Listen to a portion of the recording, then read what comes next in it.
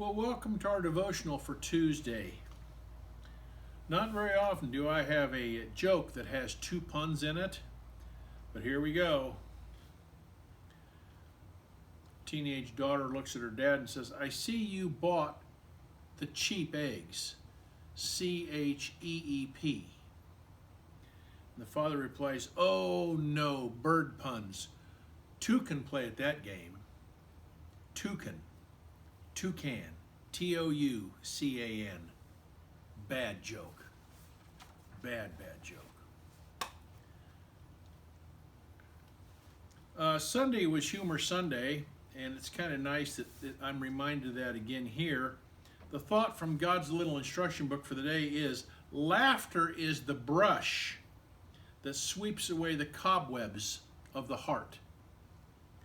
Proverbs 17,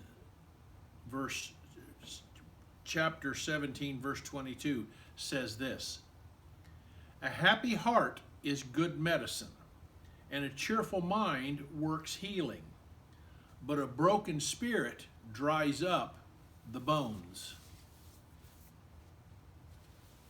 You and I have all known people that can hardly ever laugh, and I do believe that's true.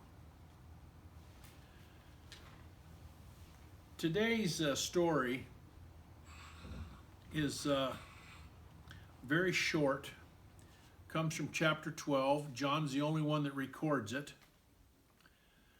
And it's the story of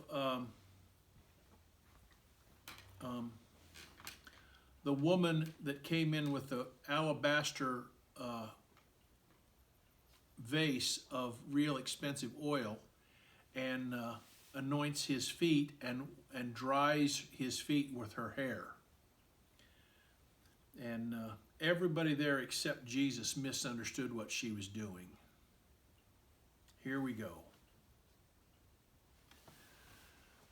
Jesus was at the home of friends who had given a dinner in his honor. He was eating and drinking at the table, having a good time, when a woman came in to where they were. She had long black hair, and she was carrying a jar of very precious perfume. She broke the top off the jar, and suddenly the house was filled with the loveliest smell of lavender. It was just magnificent.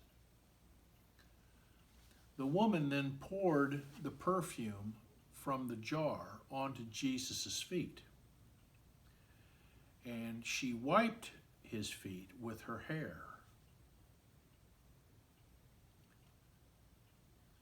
And some of the disciples were really angry, and they said, "What a waste! This perfume is very expensive. She could have given it to us, and we could have sold it to give the money to the poor." And Jesus said, "There will be hundreds of times in your life when you can help the poor. But this woman is preparing my body for when I die. She has done something very beautiful for me. She is showing me how much she loves me. And what she has done today will be remembered forever."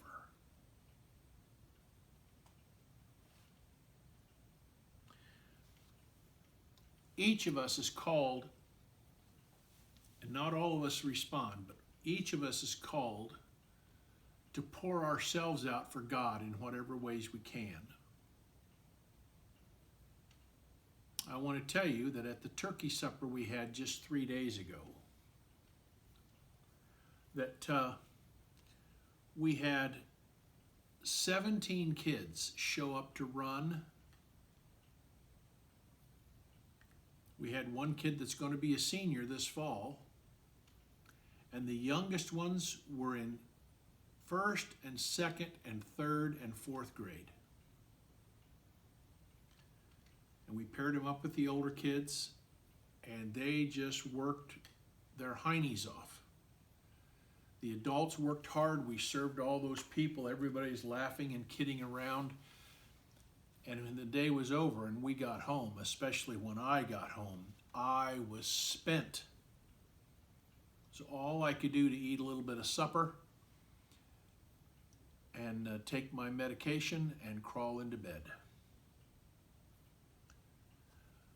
This isn't like what the woman did, except it is in the essence of doing something for somebody else.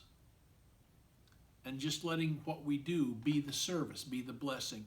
We don't need a pat on the back. We don't need to say thank you necessarily. We don't need to be thanked. We need to be self-acknowledged that we're doing the Lord's work. If more people did that in this country and quit worrying about having to have their own way, we would be much, much, much better off. Let's be at prayer.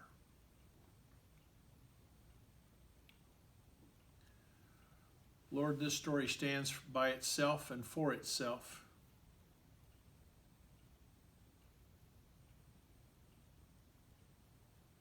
We ask a blessing upon this story, upon the woman who made this tremendous gift. We thank you that we have these examples, this example and others that we can follow and be led to your service. And service is one of the benchmarks of our faith. So thank you for this reminder. Help us, Lord, each one of us to be generous with our love to you. Amen. May the peace of Christ be with you now and always. Amen.